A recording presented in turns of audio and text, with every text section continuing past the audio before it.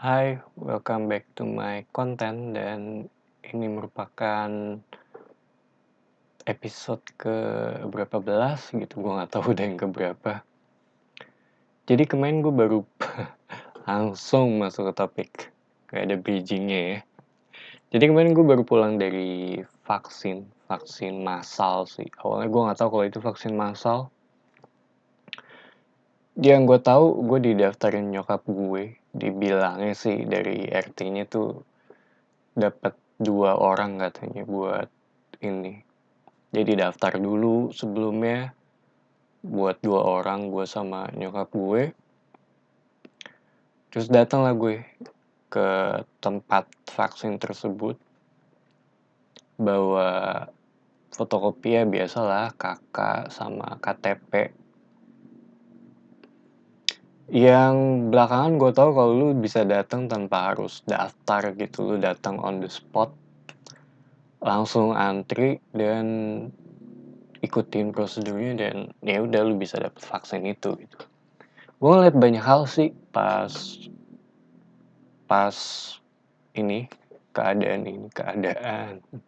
Gue ngeliat banyak hal terutama dari sisi antrian ya. Gue datang tuh jam 7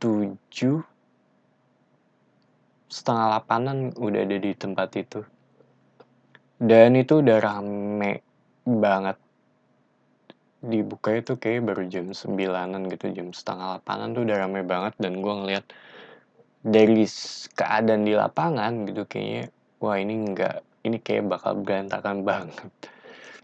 Terutama dari sisi antrian gitu, soalnya kan secara lu datang duluan lu pengen nungguin di depan tempat masuknya buat supaya dapat duluan kan, lu datang di awal gitu. Dan makin lama orang makin banyak yang datang ke situ, makin numpuk dan iya disuruh pindahin ke tempat, ada kayak tempat gitu, banyak yang pada nolak sih, gini gitu. Dan karena begitu lu pindahin ke tempat lain, sementara ini kan kayak sistem duluan gitu ya, nggak pakai nomornya juga belum keluar gitu. Sementara orang yang datang awal dipindahin ke tempat lain, orang yang baru datang kan pada nungguin di depan pintu masuk untuk vaksinnya gitu. Pada nggak mau gitu. Terus ya udah agak berantakan gitu. Akhirnya semuanya berhasil dipindahin ke tempat itu, baru deh dibalikin lagi ke tempat awal gitu, tempat untuk gerbang untuk masuk ke vaksinnya. Sebelumnya dikasih nomor gitu. Dia dibilang sih bahwa yang 50 plus dulu gitu, tapi tetap aja banyak yang ikut ngantri sih. Serobot gitu. Dan gue mungkin salah satu yang gue ngeliat keadaan di situ gitu. Dan iya banyak ya, adalah yang 50 plus sudah jalan, terus baru deh yang ini turun gitu, yang di bawah 50 turun ngantri di situ. Dan iya tetap masih banyak yang serobot juga untuk ngambil nomornya gitu ya.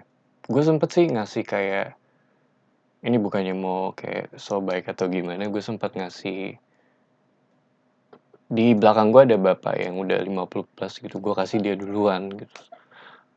Karena mungkin gue udah lama gak ngelakuin hal baik kali, jadi gue pengen ada feel untuk, oh gue udah ngelakuin hal baik nih satu hari ini gitu. Nggak tahu sih kayak gitu atau enggak. Cuma iya gue kasih si bapak ini duluan. Dan kesian juga soalnya dia kayak sendirian gitu. Dan belakang tuh bener-bener crowded banget. Dan iya panas, udah ngap gitu kan. Dengan keadaan gitu lu bakal agak emosi kan, emosinya bakal naik gitu. Dan gue ngerti sih dari sudut pandang si pengantri dan penyelenggara gitu. Si in order for everything goes accordingly kan butuh dua-dua ini saling klop gitu ya. Dan tadi belum sih. Gue dapet gue udah masuk dan iya begitu gue dapet nomor, gue masuk ke dalam dan nunggu lah duduk di situ. Yang ribet sih awalnya cuma cuma nunggu untuk dapet antriannya doang. Dan iya sih butuh yang penting sabar sih kayak gitu. Terus banyak banyak tim medisnya juga di sana dan gue paling suka sih kayak bukan ngebecandain gitu ya, ini kan pekerjaan yang bakal monoton ya untuk tim medis ya, dari sisi tim medis di sana dan tim adminnya juga. Kerjaan mereka kan pasti monoton gitu dan tingkat stresnya cukup mungkin agak tinggi dikit, banyak dealing dengan orang yang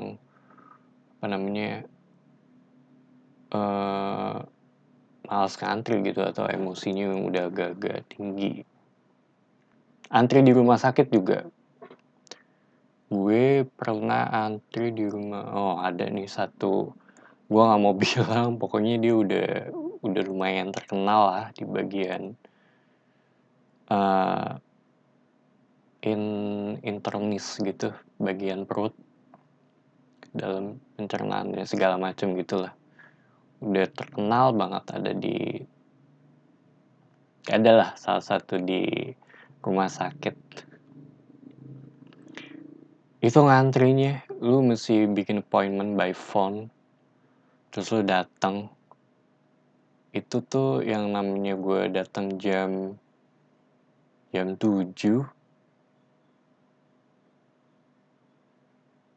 baru masuknya tuh jam-jam kayak mungkin jam-jam 9-an baru masuk gitu. Itu salah satu hal yang ngebosenin sih. Gue udah pokoknya kalau yang sistem antrian gini gue udah paling udah belajar lumayan banyak sih. Barang-barang yang wajib dibawa tuh udah kayak power bank. Lu mesti bawa tas kecil sih. Buat cowok ya, kalau cewek kan biasanya pasti udah bawa tas gitu. Buat cowok tuh bawa tas isinya tuh power bank yang full full battery gitu. Terus lu bawa game, biasanya tuh gue bawa Nintendo, antara Switch kalau nggak 3DS. Mungkin lebih banyak gue bawa 3DS ya gitu, kecuali gue dirawat tuh gue baru bawa Switch. Soalnya 3DS tuh simple, kecil gitu, dan kalau Switch rada gede dan rada ribet sih bawanya, makan tempat juga. Terus gue bawa headset, itu udah wajib. Jadi tiap tas gue itu udah ada headsetnya lah di dalamnya. Bawa headset Bluetooth juga. Terus iya kayak itu sih, itu udah hal wajib. Kadang bawa buku, cuma agak susah sih kalau rada berisik dari situ. Terus iya, ngantri tuh udah, kenapa ya kita kayaknya males, agak kurang bisa mengikuti aturan dalam antrian. Sih banyak aja yang pengen nyerobot gitu. Gue nggak tahu sih kalau di luar kayak gimana. Cuma yang sejauh ini gue lihat langsung sih kayaknya susah untuk ngikutin itu gitu, aturan itu.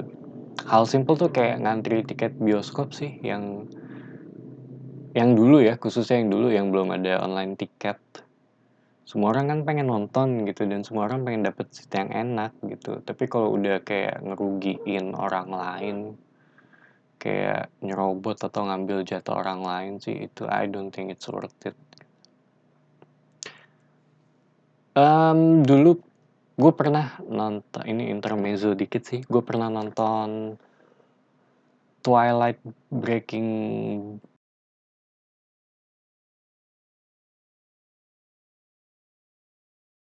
di salah satu bioskop. Rame dong, itu minggu pertama kayaknya. Dan weekend pula gitu, Sabtu. Gue udah beli, gue lupa antara gue beli tiketnya sebelumnya atau gue beli on the spot gitu. Oke, pokoknya intinya itu rame banget, udah pack banget teaternya. Dan gue ngeliat ada seumur umur itu gue baru pertama kali ngeliat ada remaja gitu nangis karena nggak dapet tiket gitu. Kesian sih. Cuma iya, ya gitu itu kenyataannya.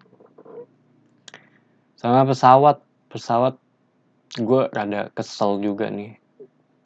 Lu kan udah landing gitu, entah kenapa masih banyak yang berdiri gitu untuk siap-siap keluar gitu, pengen turun duluan. Lu perhatiin deh, sejauh gue naik pesawat ya, karena gue naik gue nggak tahu sih kalau bisnis class. Cuma kalau di ekonomi seringannya kayak gitu, mungkin hampir semuanya sih. Jadi pesawatnya udah turun, kadang masih jalan orang udah pada berdiri pengen turun kan, jadi bener-bener apa ya, bener-bener apa kayak empet-empetan gitulah.